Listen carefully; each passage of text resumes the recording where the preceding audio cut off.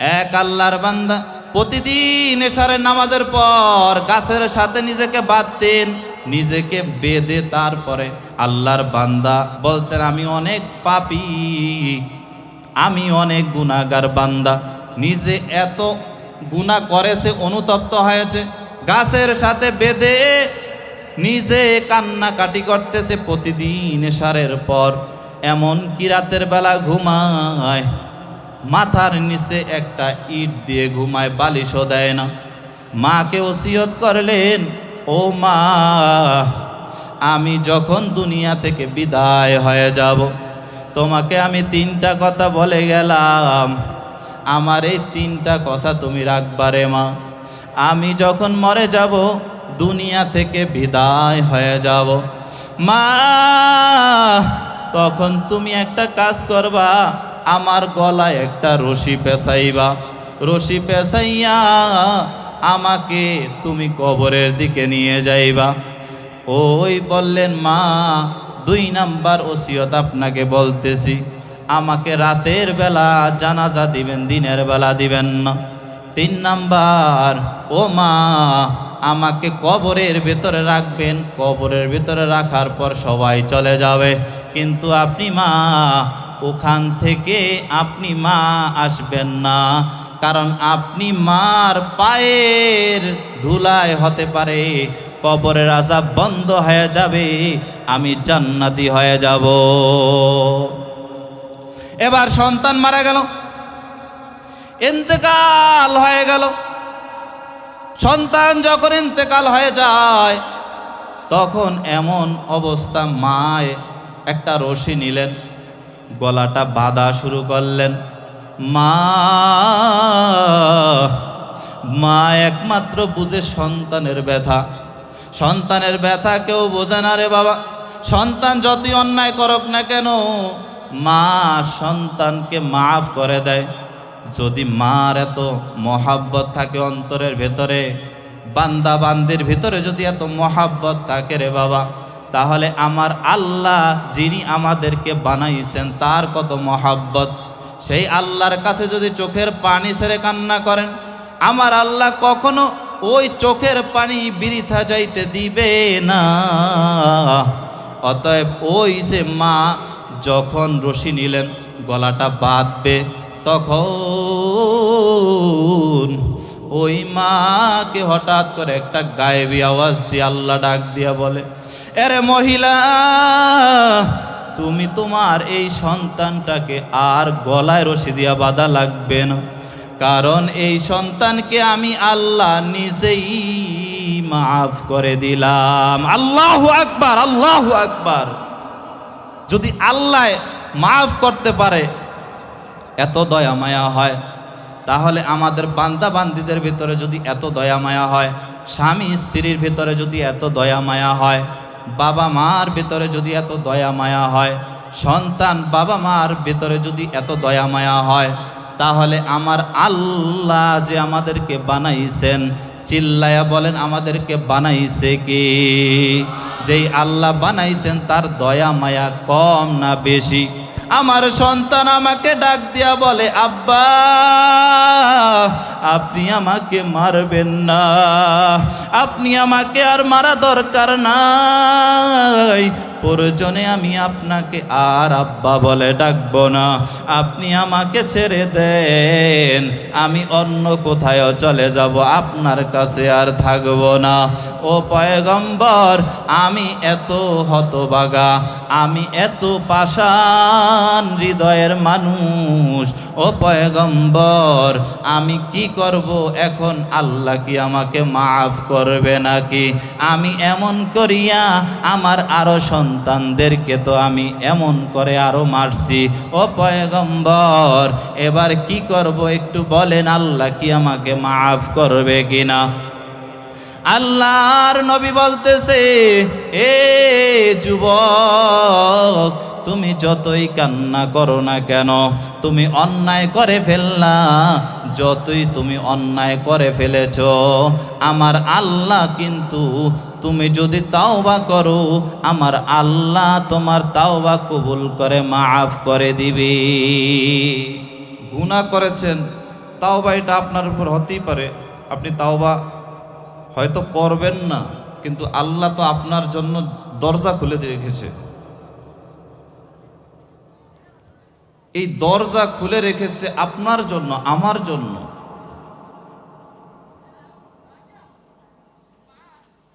কোনো মুমিন বলতে পারবে না হুজুর আমার গুনাহ নেই।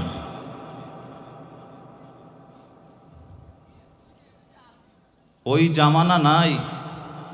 আরে ভাই, আল্লাহর নবী নিজেই সাহাবা একরামদেরকে বলেন, তোমরা বেশি বেশি তাওবা করো। আমি নিজেও দৈনিক 100 বার ইস্তেগফার করি। আল্লাহর নবী ইস্তেগফার পড়তেন দৈনিক কতবার? 100 বার। ওই সাইড থেকে একটু এই সাইডে আসেন, এক সাইড পড়িয়া গেছে, একটু এই পাশে আসেন, তাহলে কথা বলতে সুন্দর হবে, মজলিসের একটা আদব হলো। একটু এই পাশে আসেন, সরাসরি সামনাসামনি কথা শুনতেও নিজের অন্তরে একটা তৃপ্তি পায়। তো আল্লাহ তাওবার দরজা খুলে রেখেছে। তাওবা মুমিন করবে না করবে সেটা মুমিনের ব্যাপার। এই তাওবার 4টা শর্ত। কয়টা শর্ত? 4টা শর্ত। 1 নাম্বার, গুনাহ হয়ে গেছে, গুনার কাজ আপনি করতেছেন, সাথে সাথে আপনি গুনাহ থেকে ফিরে আসবেন, তাওবা করবেন। আপনি একটা পাপ কাজ করতেছেন, হ্যাঁ এটা তো পাপ, এটা করব না আমি, এই যে আপনি সঙ্গে সঙ্গে ফিরে আসলেন, এটাই তাওবা। 1 নাম্বার শর্ত। নাম্বার 2, আপনি অনুতপ্ত হবেন। গুনার কাজ হয়ে গেলে অনুতপ্ত হবেন।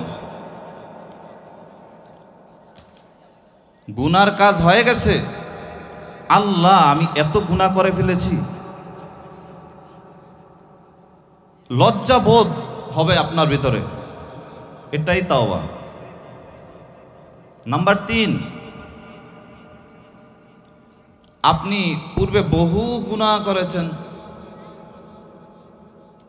এই গুনাহ থেকে আপনি তাওবা করবেন, আমি আর করব না, আমি আর করব না, আমি আর গুনাহ করব না, যা করেছি পূর্বে আল্লাহ আমি আর করব না। সন্তান অন্যায় করতেছে, মা তাড়াইয়া দিল, এ সন্তান তুমি এত বড় মারাত্মক অন্যায় করে ফেললাম। ওই সন্তান বলতেছে, মা আমি আর গুনাহ করব না, আমি অন্যায় করে ফেলেছি রে মা, এত বড় অন্যায় করে ফেলেছি মা,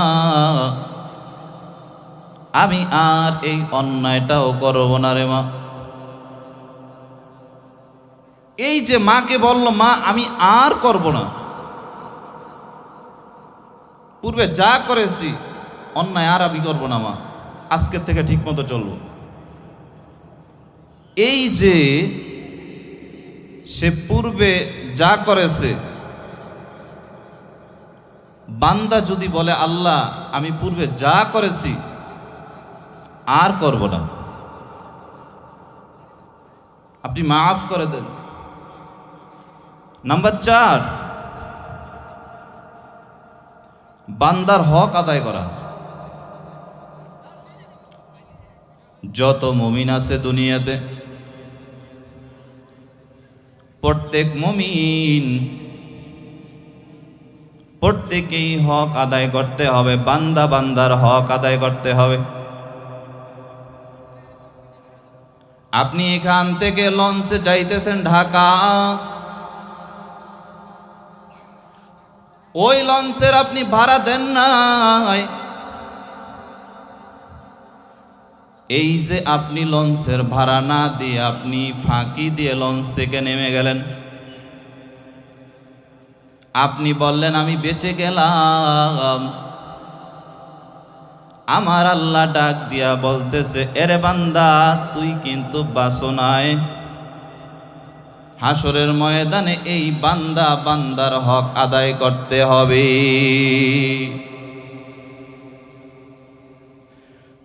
আজকে লক্ষ লক্ষ টাকা হয়েছে, আজকে আপনার ক্ষমতা আছে, আপনার শরীরে শক্তি আছে, কিন্তু আপনি গরম গরম ভাব দেখান, অন্যের জমিনের উপরে জুলুম করেন, অন্যের সম্পদের উপরে আপনি জুলুম করেন, অত্যাচার করেন, নির্যাতন করেন। আরে আল্লাহর বান্দা, এগুলা তো আমার মন গড়া কথা না রে ভাই, বুঝাবার স্বার্থে বলতেছি রে ভাই। বান্দার হক কি এইটা বোঝানোর জন্য আমি এই পয়েন্টটা বুঝাইতেছি, বলতেছি।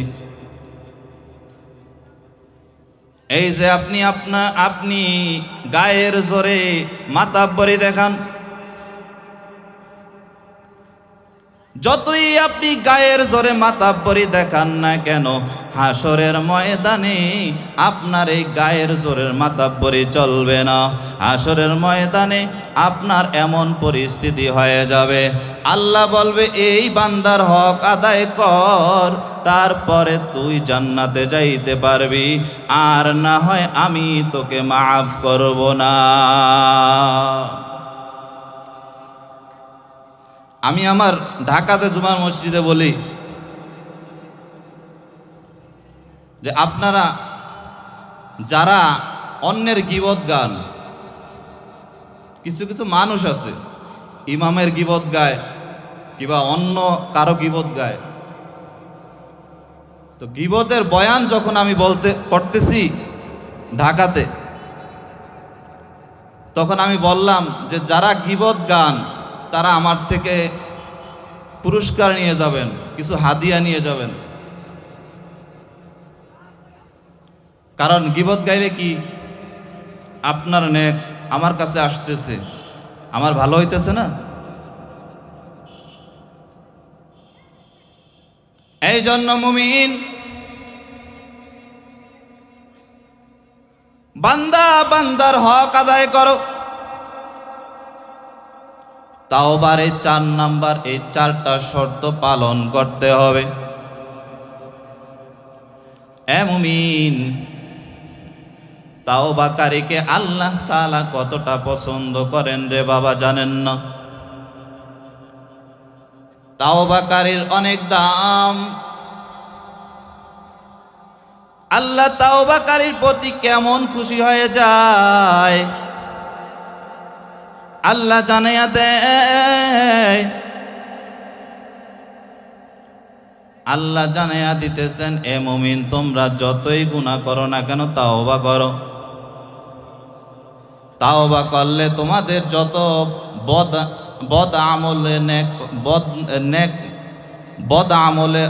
আমলগুলা তোমাদের চাই আছে না কেন, তোমাদের যে বদ আমলগুলা আছে এগুলা আমি নেককার হিসেবে, নেক হিসাবে তোমাদের আমলে যোগ করে দেব।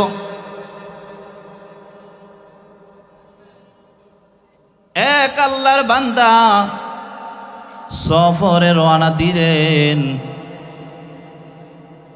আল্লাহ কেমন খুশি হয়ে যায় একটু খেয়াল করবেন। আল্লাহর বান্দা রওনা দিলেন, সফরে রওনা দিলেন, মরুভূমির ভিতর দিয়ে রওনা। তার সাথে একটা বাহন আছে, বাহন। এ মুমিন, লম্বা সফর, দীর্ঘ টাইমের সফর, সাথে খাবার আছে, পানি আছে, বাহনও আছে। রওনা দিলেন মরুভূমি দিয়ে। মুসলিম শরীফের হাদিসে ঘটনা বর্ণনা আছে, আল্লাহর নবীর বহু হাদিস, বহু ঘটনা আছে। এগুলা কখনো মিথ্যা না রে ভাই। ওই আল্লাহর বান্দা রওনা দিলেন মরুভূমি দিয়ে। যখন কিছু দূর গেলেন, প্রায় অর্ধেক পথ চলে গেলেন, ক্লান্ত হয়ে গেলেন, একটু বিশ্রাম নিলেন, আহনটা থামাইলেন। থামানোর পর আল্লাহর বান্দা এবার একটু বিশ্রাম নিলেন, নিজের শরীরের যাতে ক্লান্তিটা দূর হয়। আল্লাহর বান্দা এবার একটু বিশ্রাম নেওয়ার জন্য বসলেন, চোখ বন্ধ করলেন। আবার কিছুক্ষণ পরে চোখটা খুললেন। আল্লাহর বান্দা দেখতেছেন তার বাহনও নাই, খাবারও নাই, পানিও নাই। আল্লাহর বান্দা এখন কি করবে? ডানে কেউ নাই, বামে কেউ নাই, সামনে কেউ নাই, পিছনেও কেউ নাই। আল্লাহর বান্দা চিন্তায় চিন্তিত হয়ে গেলেন। আহারে, আমি এখান থেকে বাড়িতে যাব, আমি তাও যাওয়ার সুযোগ নাই। আমি এখান থেকে আমার ওই গন্তব্যস্থানে চলে যাব, তাও যাওয়ার সুযোগ নাই। কারণ আমি এখান থেকে যদি বাড়ি যাই, আমি বাড়িতে গেলে তার মাঝে হতে পারে না খেয়ে আমি মারা যাইতে পারি। কারণ আমার বাহনও নাই, আমার খাবারও নাই, আমার পানিও নাই। আল্লাহর বান্দা এবার ওই যেখানে যাবে গন্তব্যস্থান, ওখানেও যাইতে পারে না। দেখতেছে আমি ওখানে যদি যাই তাও পথে না খেয়ে মারা যাইতে হবে। আল্লাহর বান্দা আল্লাহর উপর ভরসা করে ওই জায়গায় বসে গেলেন। আমার কোথাও যাওয়ার এখন অবস্থা নাই, যেখানে যাব সেখানে আমি মারা যাইতে হবে না খেয়ে। আল্লাহর বান্দা আল্লাহর উপরে ভরসা করে ওই জায়গায় বসে পড়লেন। ওই জায়গায় আবার ঘুমিয়ে পড়লেন।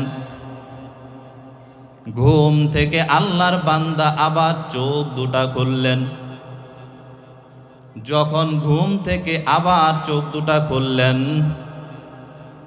আল্লাহ তাআলা ওই বান্দার যেই বাহন, যেই খানা, যেই পানি, ওগুলা সব বান্দার সামনে হাজির করে দিয়েছে।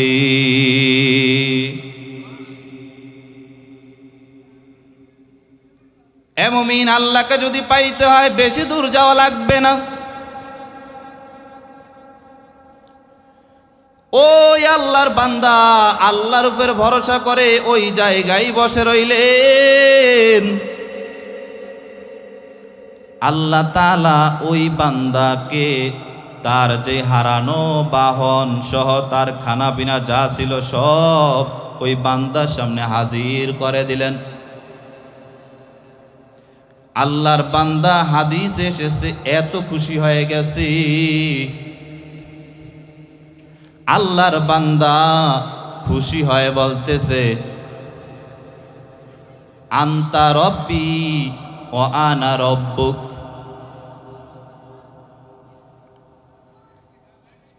ওই আল্লাহর বান্দা বললেন, এ আল্লাহ, আমি তোমার রব, তুমি আমার বান্দা। এত পরিমাণ খুশি হয়ে গেল, এত পরিমাণ খুশি হয়ে গেল, আল্লাহকে বান্দা বানিয়ে দিল, নিজে রব হয়ে গেল। এত পরিমাণ খুশি হয়ে গেছে। এরে আল্লাহর বান্দা, এত পরিমাণ খুশি, এত পরিমাণ খুশি, খুশির কারণে সে এই কথা বলে ফেলল, আমার আল্লাহ ঠিক তাওবাকারীর জন্য এত পরিমাণ খুশি হয়ে যায়। ওই বান্দা হারানো উট পেয়েছে, হারানো যেই বাহন, ওই বাহন পেয়েছে, খানা পিনাও পেয়েছে, পেয়ে এত পরিমাণ খুশি হয়ে গেলেও, এত পরিমাণ খুশি ওই বান্দা, এত পরিমাণ খুশি হয়ে গেল, আল্লাহকে যেমনি ভাবে বান্দা বানায়া দিল, নিজে রব হয়ে গেল। এই যে এত পরিমাণ খুশি, আল্লাহ নবী জানায়া দেয়, তার চাইতেও আমার আল্লাহ তওবাকারীর প্রতি আরো খুশি হয়ে যায়। তাওবা করতে হবে রে ভাই। অথচ আমার আল্লাহ তো ওই বান্দার অন্তর সম্পর্কে জানেন। আল্লাহ জানেন ওই বান্দা এত পরিমাণ খুশি হয়ে গেল, ওই বান্দা ভুলে বলে ফেললো আমাকে বান্দা, সে নিজে রব। অথচ বান্দা বলতে চাইছি, আল্লাহ আমি তোমার বান্দা, তুমি আমার রব। এজন্য তাওবা করেন রে ভাই। জীবনে আমরা হাঁটতে, চলতে, উঠতে, বসতে কম গুনাহ করি না? কত গুনাহ করেন, কত গুনাহ করেন রে ভাই। আপনার চুল পেকে গেছে, আপনার দাড়ি পেকে গেছে, একবারও তো চিন্তা করলেন না আমি 5 বছর আগে কেমন ছিলাম, এখন আমি কেমন আছি? এরে আল্লাহর বান্দা, আল্লাহর বান্দা যতই কিছু করো না কেন, আল্লাহ তাআলা কিন্তু বান্দার গুনাহ মাফ করে, যদি বান্দা তাওবার মতো তাওবা করে। কতক্ষণ পর্যন্ত আপনি তাওবা করতে পারবেন? আল্লাহর নবী জানায়া দেয়, ইন্নাল্লাহা ইয়াকবালু তাওবাতাল আবদি মা লাম ইউগারগির। আল্লাহর নবী জানায়া দেয়, ততক্ষণ পর্যন্ত তাওবা করতে পারবো যতক্ষণ পর্যন্ত প্রাণটা কণ্ঠাগত না হয়। আপনার প্রাণ আছে, এখন আপনি হাঁটতেছেন, চলতেছেন, খাইতেছেন, আপনি মারা যাবেন, যাবেন, যাবেন, এমন সময় পর্যন্ত আপনার তাওবা আল্লাহর দরবারে নসিব হবে। এরে নবীর উম্মতের দল,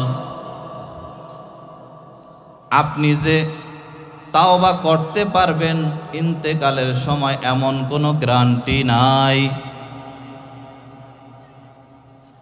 আপনি এখান থেকে বাজারে যাবেন, কিন্তু আপনার ওই গ্যারান্টিও আপনি দিতে পারবেন না। আপনি সকালবেলা ঘুম থেকে উঠে ফজরের নামাজ আদায় করবেন, কিন্তু ওই গ্যারান্টিও আপনি দিতে পারবেন না। এ মুমিন, যত যাই করেন না কেন, তাওবা আমাদের এখনই করা দরকার। আমরা কিন্তু আল্লাহকে ভুলে যাই। আমরা আল্লাহকে ভুলে যাওয়া যাবে না। আমরা যত পারি আল্লাহর কাছে তাওবা করব রে বাবা। বান্দা যদি আল্লাহর কাছে কান্নাকাটি করে, আল্লাহ তাআলা কিন্তু কবুল করে নেয়। মুসা আলাইহিস সালামের জামানায় मूसा পয়গম্বরকে আল্লাহ জানিয়ে দেয়, এ मूसा অমুক মরুভূমির ভেতরে দেখো, এই কথা বলবো না, এ मूसा অমুক মরুভূমির ভিতরে দেখো একটা লোক মারা গেছে। मूसा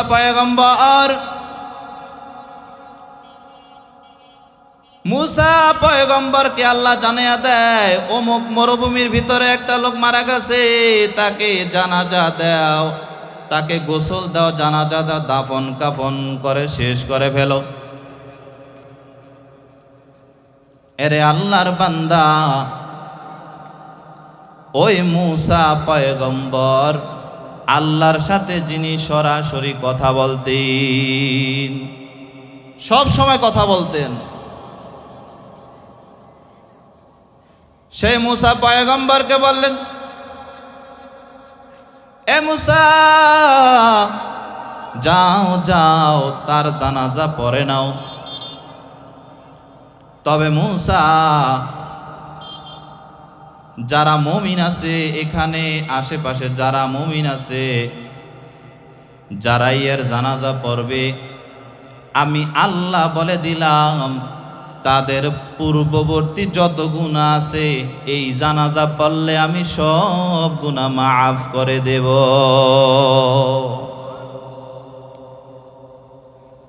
मूसा পয়গম্বর এবার গেলেন মরুভূমির ভিতরে, গিয়ে সেখানে मूसा পয়গম্বর ওই যুবকের লাশটা নিয়ে আসলেন। লাশটা আনার পর এখন গোসল দিয়ে জানাজা পড়াইবেন। সবাই দেখার জন্য আসতেছে, আমাকে একটু দেখান, আমাকে একটু দেখান। मूसा পয়গম্বর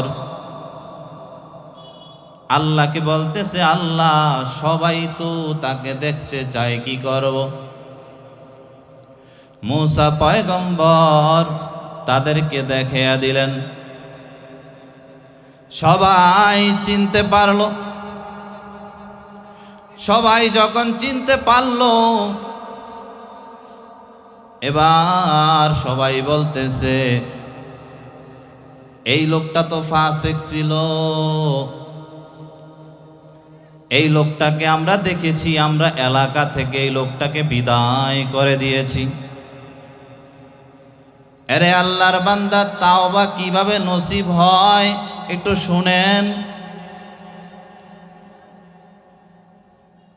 এলাকার লোকেরা বলল সে একজন ফাসিক। मूसा পয়গম্বর জানাজা শেষ করে ফেললেন। আল্লাহকে বললেন, আল্লাহ এই যে তার জানাজা পড়লাম, সে তো নাকি একজন ফাসিক। এই ফাসিক ব্যক্তিকে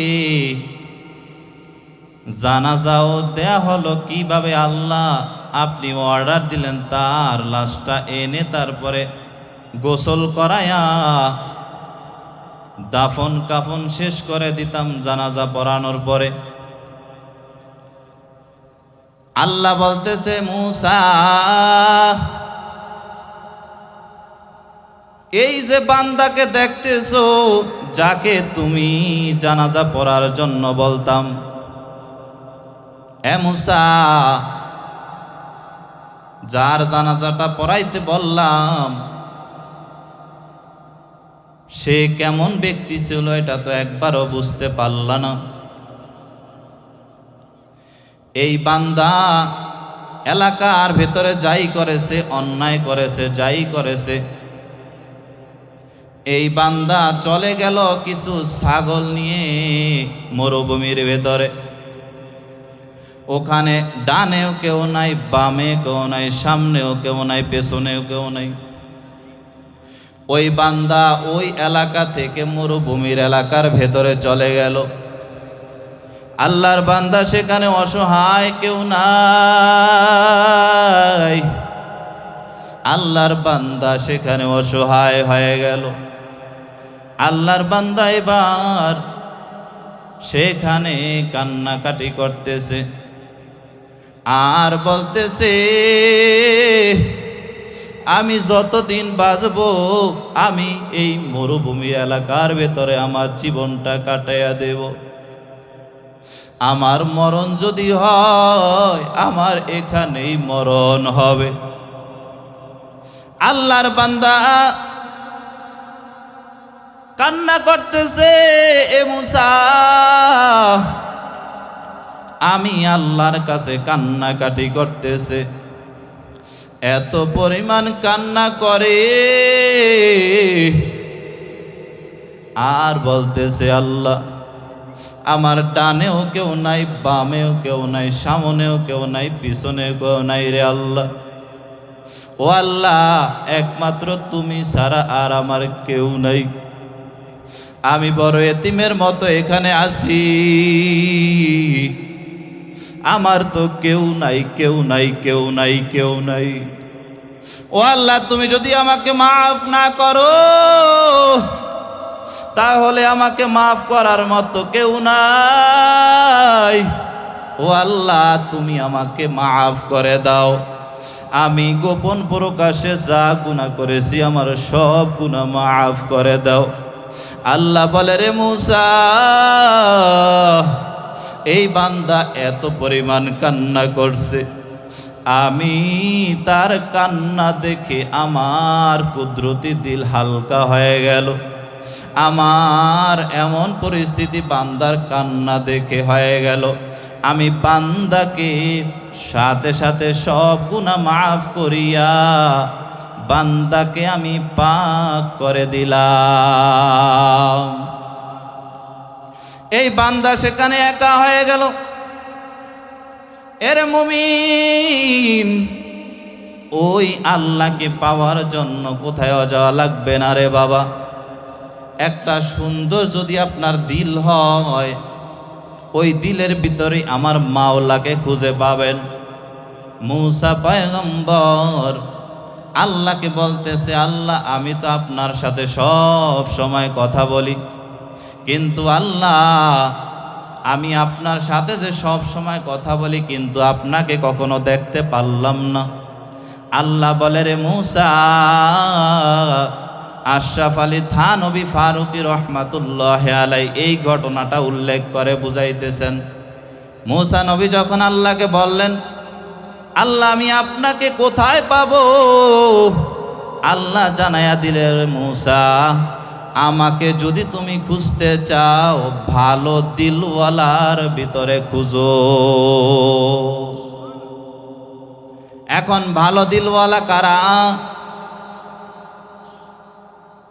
ভালো দিলওয়ালা কারা? লোকমান আলাইহিস সালাম, তিনি 400 কিতাব তিনি চর্চা করে বলেছেন, আমি 4টা জিনিস পেয়েছি। ভালো দিলওয়ালা কারা? 4টা জিনিস আমি পেয়েছি। 1 নাম্বার, জিক্রুল্লাহ, যারা আল্লাহকে বেশি বেশি স্মরণ করে তাদের অন্তর ভালো, কারণ তারা হাঁটতে চলতে উঠতে বসতে আমি মাওলা পাকের জিকির করে। এই ভালো দিলওয়ালা কারা? আপনি গাড়ি চালাইতেছেন কিন্তু হাতে আপনি কাজ করতেছেন, আপনার জিহ্বা নাড়ায়া নাড়ায়া আপনি জিক্রুল্লাহ আল্লাহর জিকির করতে থাকেন। আপনি যদি জিকির করেন তাহলে আপনার কলবের ময়লাগুলা দূর হয়ে যাবে। এ মুমিন, সব সময় আপনি জিকির করেন, জিকির করেন। জিকির নিয়ে সব সময় অলিগণ ব্যস্ত থাকতেন। জিকির করতে হবে আমাদের। 2 নাম্বার, জিক্রুল মাউত, আপনি মৃতকে বেশি বেশি স্মরণ করতে হবে। আপনি মৃত্যুকে বেশি বেশি স্মরণ করতে হবে। আমি একদিন মরে যাব, থাকতে পারবো না, আমি গুনাহ ছেড়ে দিলাম, আমি আর গুনাহ করব না। এই যে আপনার ভেতরে একটা ভয় চলে আসলো, আমি দুনিয়াতে থাকবো না, আমি মরে যাব, এই জিক্রুল মাউত, আপনি মরণকে বেশি বেশি যদি স্মরণ করেন তাহলে আপনি গুনার কাছে আর যাবেন না। এ মুমিন, আল্লাহর কাছে তাওবা করেন, তাওবাটাই হলো অনুতপ্ত হওয়া। তাওবা চুবা সৎ পেশিমা আমুদান, বরদারে হক তু মুসলমা আমুদান। আজকে তাওবা করবেন কিভাবে? আপনার সন্তান, দেখেন সন্তানকে একটা ফোন ধরে দিলেন, চালায়, কিন্তু বাবা বাটন সেট চালায়, ছোট একটা সেট চালায়, সন্তান টাচ মোবাইল চালায়, বড় মোবাইল। ময়মনসিংহের একটা ঘটনা, গত কয়েক মাস আগে সন্তান বাবার কাছ থেকে টাকা চায়, মার কাছ থেকে টাকা চায়। আত্মীয় স্বজন যারা আছে সবাই দেখতেছে বাবার কাছ থেকে টাকা চায়, মার কাছ থেকে টাকা চায়। বাবাও টাকা দেয়, মাও টাকা দেয়, বাবা রিক্সা চালায়। এরে আল্লাহর বান্দা, সকালে যায়, বাবা বিকালে আসে। ওই গরিব ঘরের ছেলে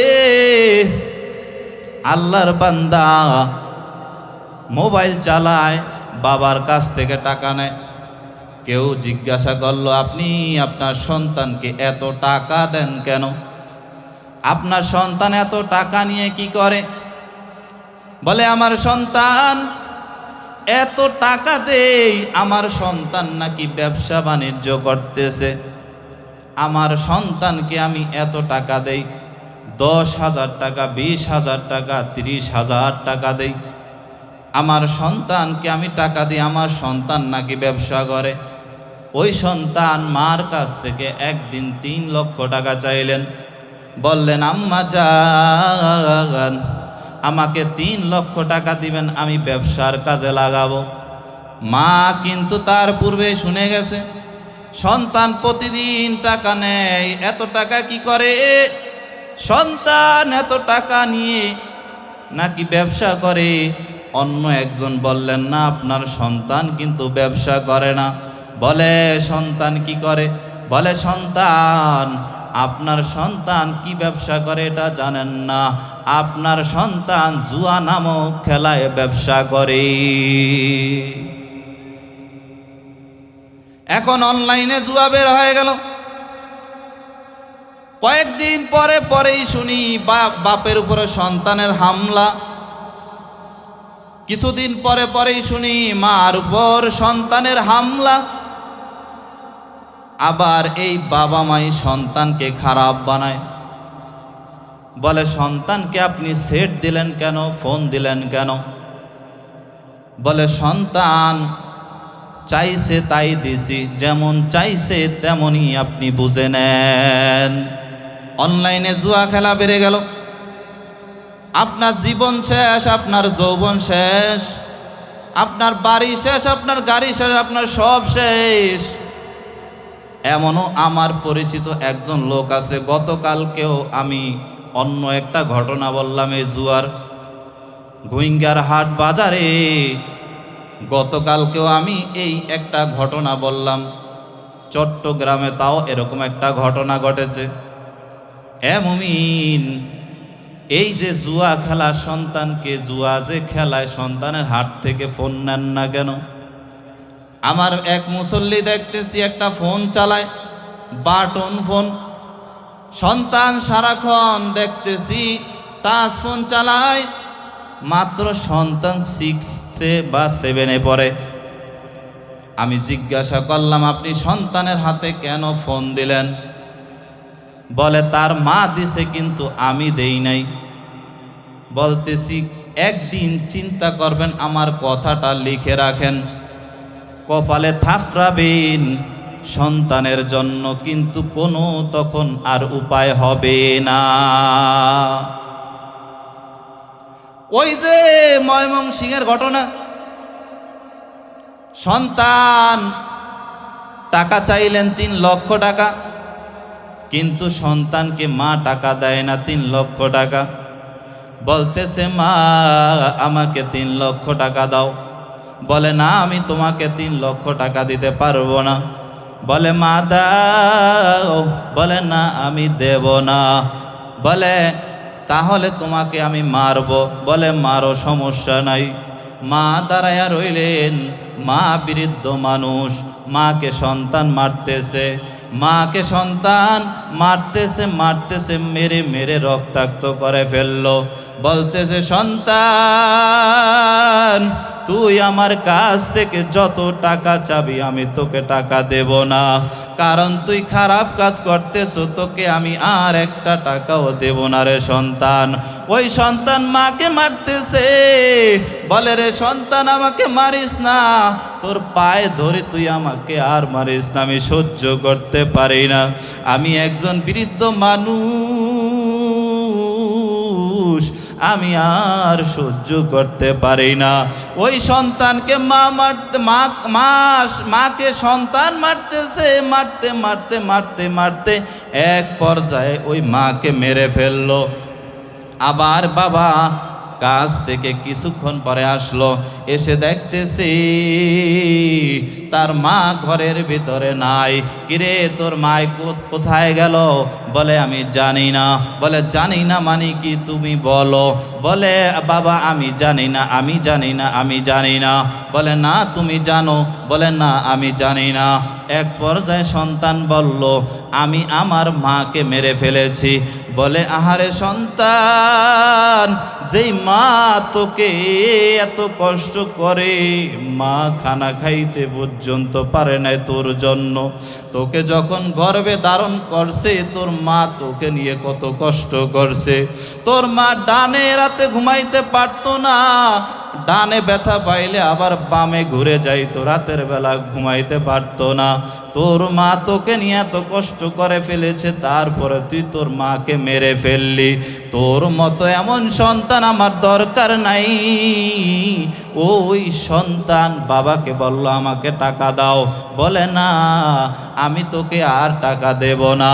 বলে, দেও আমাকে, তুমি টাকা না দিলে তোমাকেও মেরে ফেলবো। ওই সন্তান কুসন্তান শেষ পর্যন্ত বাবাকেও মেরে ফেললো।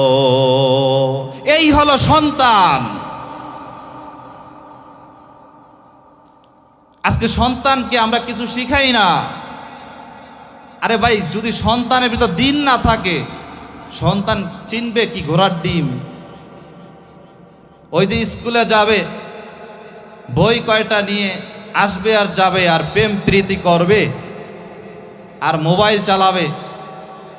এটাই দুনিয়া, এটাই বাস্তবতা চলতেছে। আপনি মনে রাখবেন, আপনার এই সন্তানের হিসাব কিন্তু আপনি বাবা দিতে হবে। আপনার স্ত্রীর হিসাব কিন্তু আপনি বাবা দিতে হবে। আমি আপনার হিসাব দেব না, আপনি নিজেই দিতে হবে আপনার ছেলে সন্তানের হিসাব। অতএব সন্তানকে পূর্বে যা হয়ে গেল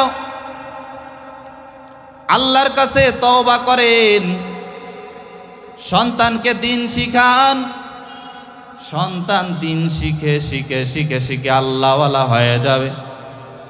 সন্তান যদি আল্লাহওয়ালা হয়ে যায়, আপনি বাবা, আপনার চাইতে কপাল ধন্য বলা আর কেউ নাই। এরে আল্লাহর গোলাম, কত বাহাদুরি করবা?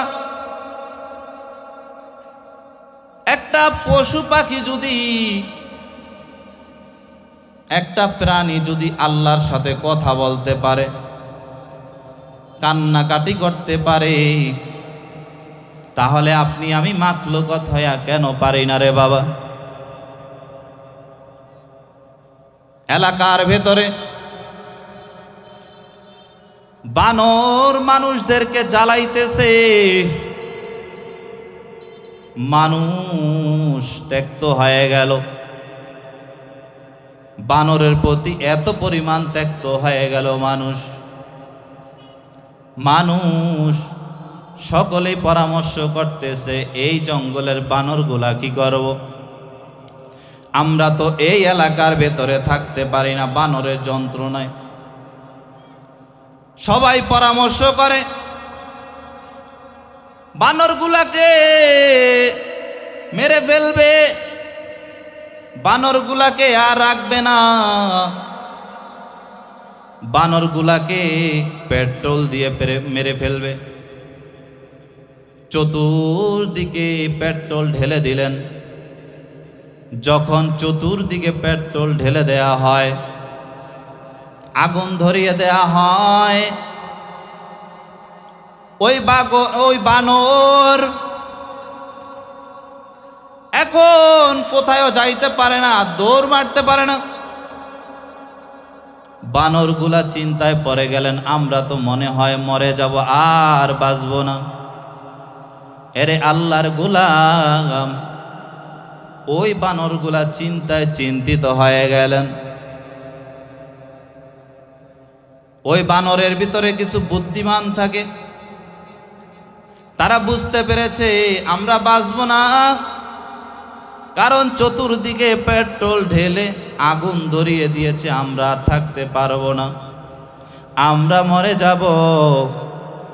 ওই বানরগুলো এখন চিন্তায় চিন্তিত হয়ে গেলেন, আহারে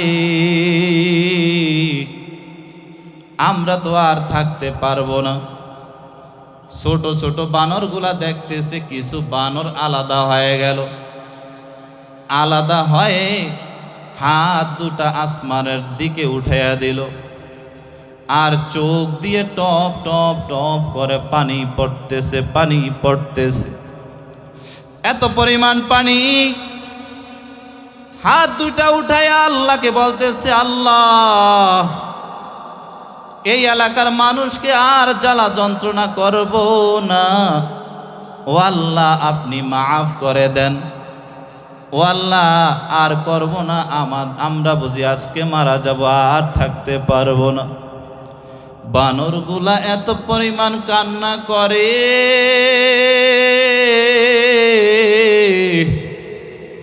বানরগুলার কান্নার কারণে আমার আল্লাহ তাআলা সাথে সাথে আসমান থেকে বৃষ্টি বর্ষণ করে দিল, সাথে সাথে আগুন বন্ধ হয়ে গেল। আগুন যখন বন্ধ হয় এলাকার মানুষ বুঝতে পারছে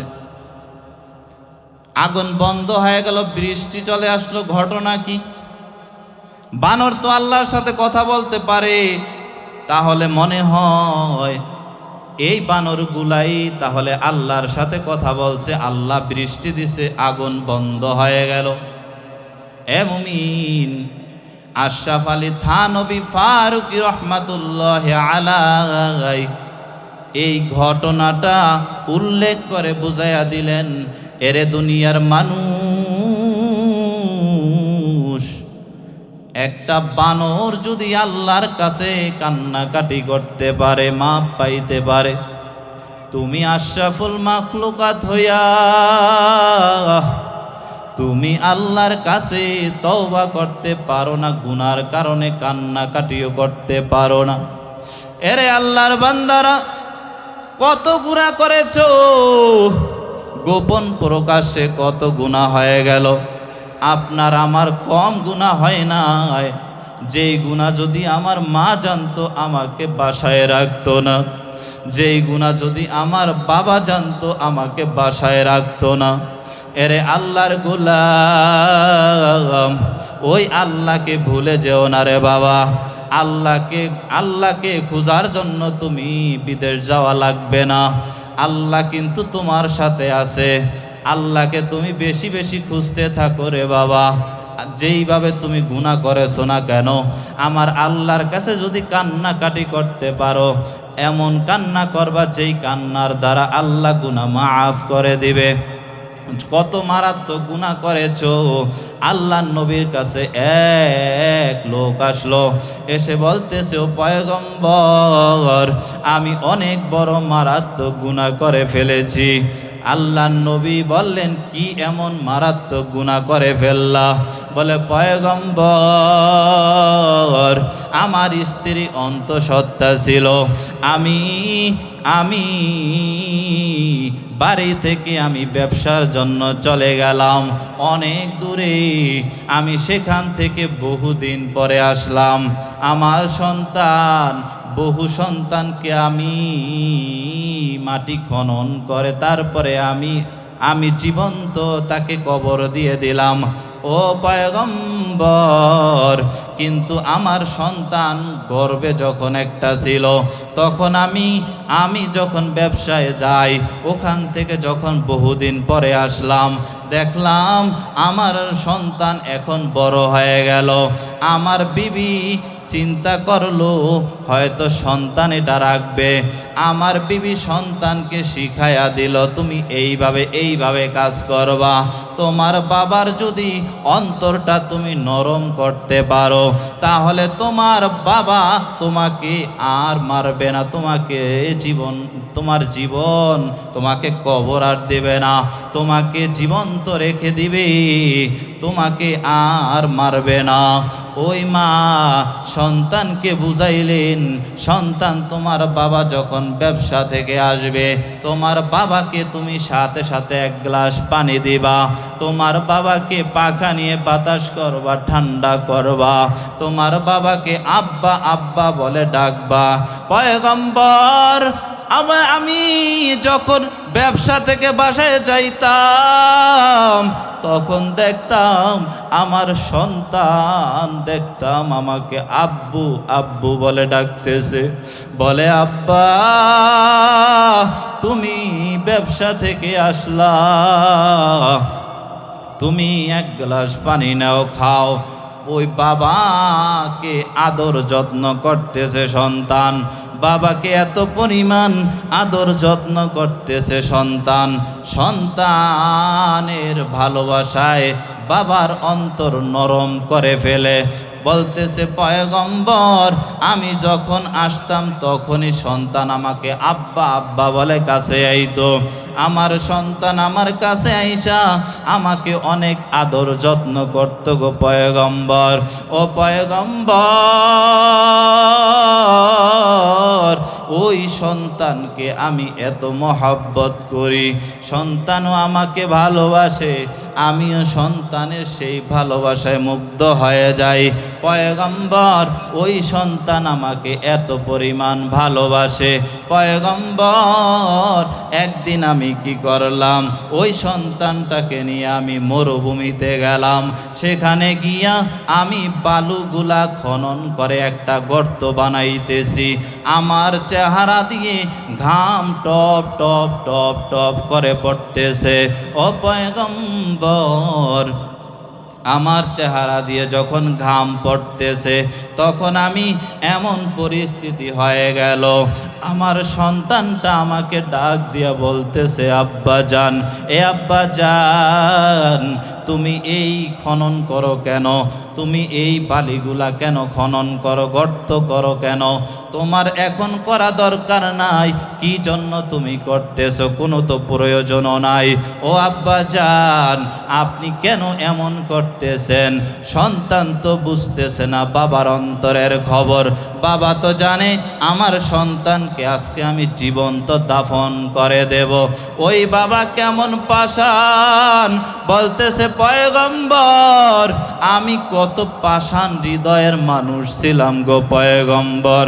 আমার সন্তানটা আমাকে বলতেছে, বাবা, তুমি একা একা গর্ত করতে পারবা না, তুমি একা একা গর্ত করতে পারবা না, তুমি সাথে অন্য একজন শ্রমিক নিয়ে নাও।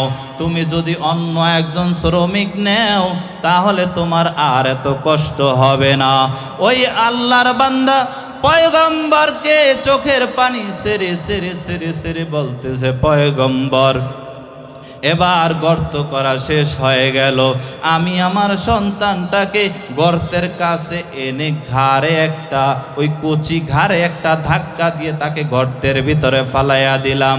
আমি বালি এবং পাথরে চাপা দিতেছি, যখন আমার সন্তান আমাকে ডাক দিয়া বলে, আব্বা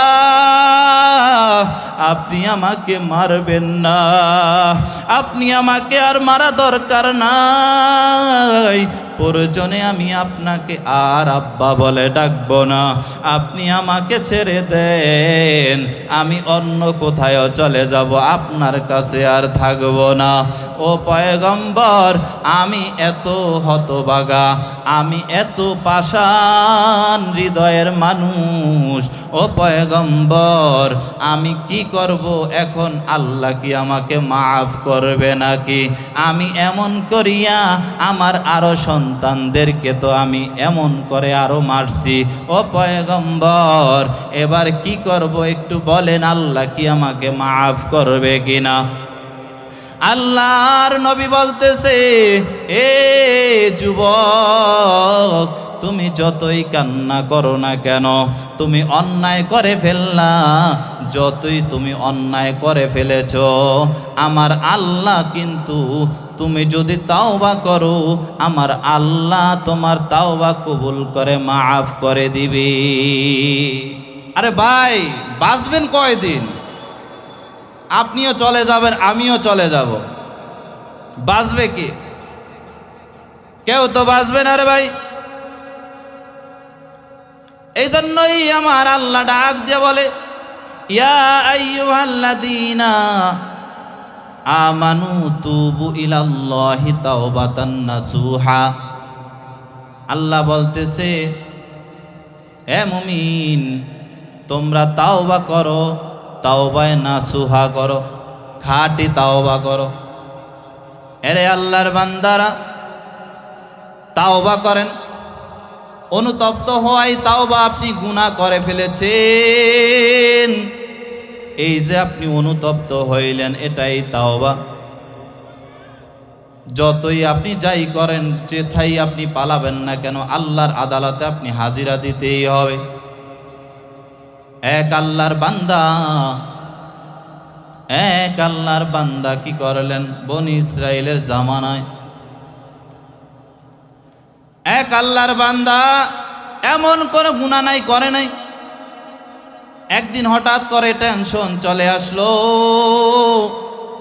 আমি এখন পালেয়া পালেয়া একটা কাজ করতে পারি, কিন্তু আমি যদিও পালেয়া পালেয়া একটা কাজ করতে পারি, হাসরের ময়দানে আমি আর বাঁচতে পারবো না, ধরা খেতেই হবে। আমি কবরে যাব, সেখানেও আমি বাঁচতে পারবো না, সেখানেও আমি হাজিরা আল্লাহর আদালতে দিতে হবে। আমি যদি গুনাহ হয়ে যায়, এই গুনাহ নিয়ে কবরে গেলে আমাকে শাস্তি দিবে, কিন্তু আমি কি নিয়ে দাঁড়াবো? হাসরের ময়দানে তো সেখানে কোটি কোটি মানুষ থাকবে, সেখানে সবার সামনে আমার আমল প্রকাশ করে দেওয়া হবে, সেখানে আমি কিভাবে আল্লাহর আদালতে কি নিয়ে সামনে দাঁড়াবো সবার সামনে? আল্লাহর বান্দা চিন্তায় চিন্তিত হয়ে গেলেন। আহারে, সন্তানদেরকে ডাক দিলেন, রে সন্তান, আমি যখন দুনিয়া থেকে বিদায় হয়ে যাব, তোমরা একটা কাজ করবা, আমার এই দেহটা দেখতেছো, এটা মাটিতে আর দাফন করা দরকার নেই, আমার এই দেহটাকে তোমরা পুড়ে ফেলবা, আর দাফন করা দরকার নাই। কিছুদিন পরে ওই বাবার যে নসিহত, বাবা বললেন, আমি যখন মারা যাব আমার দেহটা পুড়ে ফেলবা। সন্তান ওই বাবার নসিহত পালন করবে। বাবা মারা গেল, এবার সন্তান বাবাকে আগুনে পুড়িয়ে দিল। সন্তান যখন বাবাকে পুড়িয়ে দেয়, তবে এখানে আরেকটা কথাও বাবা ওসিহত করে গেলেন, আমাকে পুড়িয়ে আমার ছাইগুলা অর্ধেক করিয়া অর্ধেক তোমরা নদীতে ভাসাইয়া দিবা, আর অর্ধেক ছাই তোমরা বাতাসের সাথে উড়িয়ে দিবা। এবার ওই সন্তান তো ওসিয়ত পালন করতেই হবে বাবার ওসিয়ত পালন করার জন্য যখন বাবাকে পুড়িয়ে ফেলতেছে, পোড়ানোর পর ছাই হয়ে গেল। এবার ওই যে সন্তান অর্ধেক ছাই নদীর ভিতরে ভাসিয়ে দিল, আর অর্ধেক ছাই নদীর ভিতরে ভাসানোর পরে বাতাসের সাথে উড়িয়ে দিল। সন্তান যখন বাতাসের সাথে উড়িয়ে দেয়, এবার ওই সন্তান উড়িয়ে দিয়ে চলে গেল। আমার আল্লাহ ডাক দিয়া কয়, রে নদীর পানি, তোমরা সব ছাইগুলা এক করো। আবার বাতাসকে ডাক দিয়ে বলতেছে, বাতাস, তোমার এই ছাইগুলা এক জায়গায় করো, সব ছাইগুলা তোমরা এক জায়গায় করো। আল্লাহর বান্দার ওই পূর্বের সেই বান্দা আবার জীবিত হয়ে গেল। আল্লাহ তাআলা জিজ্ঞাসা করলেন, বানানো কোনো ঘটনা রে ভাই? বানানো কোনো ঘটনা না। ওই আল্লাহ তাআলা বান্দাকে জিজ্ঞাসা করলেন, এ বান্দা, বলো দেখি তোমার অর্ধেক ছাই তো নদীতে ভাসিয়ে দেওয়া হলো, আর অর্ধেক ছাই কিন্তু বাতাসের সাথে উড়িয়ে দেওয়া হলো, তোমাকে কেন আগুনে পুড়ে ফেলা হলো? বলে, আল্লাহ, আমি নিজেই তো ওসিয়ত করে গেলাম আমার সন্তানদেরকে, আমার সন্তান আমার এই ওসিয়ত পালন করবে, কারণ আমি এমন কোনো গুনাহ নাই করি নাই গো। ও আল্লাহ, আমি যেই গুনাহ করেছি হাসরের ময়দানে কিন্তু এই গুনাহ নিয়ে কোটি কোটি মানুষের সামনে দাঁড়ানোর কোনো অবস্থা নাই আমার। আমি গোপনে অনেক কাজ করেছি, প্রকাশ্যে অনেক কাজ করেছি। ও আল্লাহ, আমি কিভাবে সেখানে দাঁড়াবো? আল্লাহ ডাক দিয়া কয়, এ ফেরেশতার দল, এই বান্দা আমাকে ভয় পাইছে, যাও তাড়াতাড়ি তাকে জান্নাতে পৌঁছাইয়া দাও। ওই বান্দাকে জান্নাতে পৌঁছে দেওয়া হয়। এ মুমিন, ওই আল্লাহ কিন্তু এখনো আছে রে বাবা, আল্লাহ এখনো দূরে নাই।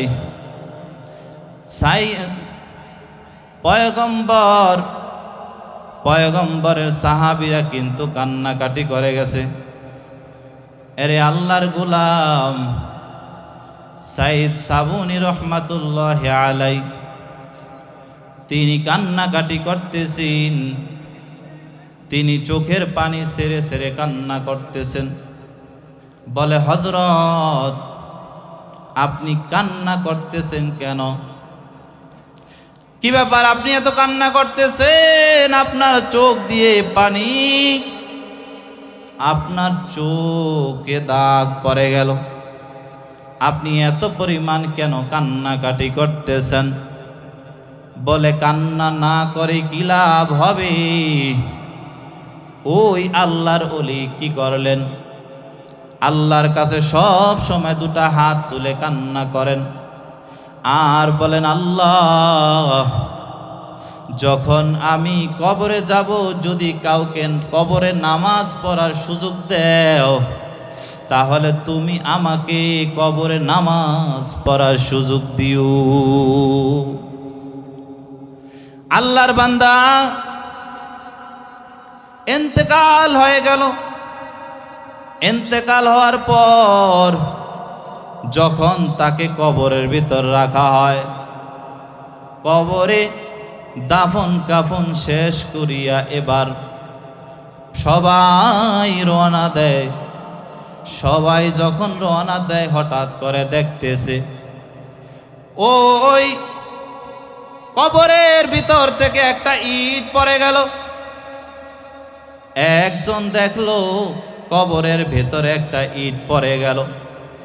সাথে সাথে ওই ইটখানা উঠাইতে গিয়ে দেখতেছে কবরের ভেতরে নামাজ পড়তেছে। কবরের ভেতরে একজন নামাজ পড়তেছে, তিনি হলেন আল্লাহর ওলি। নারায়ে তাকবীর, নারায়ে তাকবীর, নারায়ে তাকবীর। হাত দুটো আমরা সবাই উঁচু করি। নারায়ে তাকবীর, নারায়ে তাকবীর। এই আওয়াজে হবে না। আল্লামা শরীয়তপুরী সাহেবের আগমন, আল্লামা আব্দুল খালেক শরীয়তপুরী সাহেবের আগমন। হুজুর আমাদের সামনে চলে আসছে। হুজুর যদি সুযোগ দেয় আর 5 মিনিট বয়ান করতে পারি। ওই আল্লাহর বান্দা, এ মুমিন, আমি একজন নালায়েক বান্দা, এই হজরতের সামনে বয়ান করব, ওই যোগ্যতা আমার নাই। যেই এলাকার ভিতরে আল্লাহর ওলিরা পা রাখে, সেই এলাকার কিন্তু কবরের আযাব বন্ধ হয়ে যায়। আল্লাহু আকবার। এই আল্লাহর ওলিরা আমাদের এই মাঠে অনেকেই আসছে। কুয়াকাটা হুজুরও আসছে, আবার মুফতি ইলিয়াসুর রহমান জিহাদি সাহেবও আসছে, আবার সুহাইব আহমদ আশরাফি সাহেবও আসছে। আজকে আমাদের সামনে আমাদের প্রধান মেহমান আল্লামা আব্দুল খালেক শরীয়তপুরী দামাত বারাকাতুহুম। হজরতের এত কণ্ঠ, মায়াবী কণ্ঠ, মধুর কণ্ঠ, কণ্ঠ আল্লাহ দিয়েছে। কণ্ঠ কিন্তু সবার নাই, আল্লাহ যাকে এই নিয়ামত দেয় সেই পেয়ে যায়। অতএব হজরত বয়ান করবে, আমরা তার অপেক্ষায় আছি। আমি আপনাদের সামনে আর একটি ঘটনা বলে আমি শেষ করে দেব, 5 মিনিট। এ আল্লাহর বান্দা এতক্ষণ তো তাওবার আলোচনাই করতেছে, শুধু তাওবা।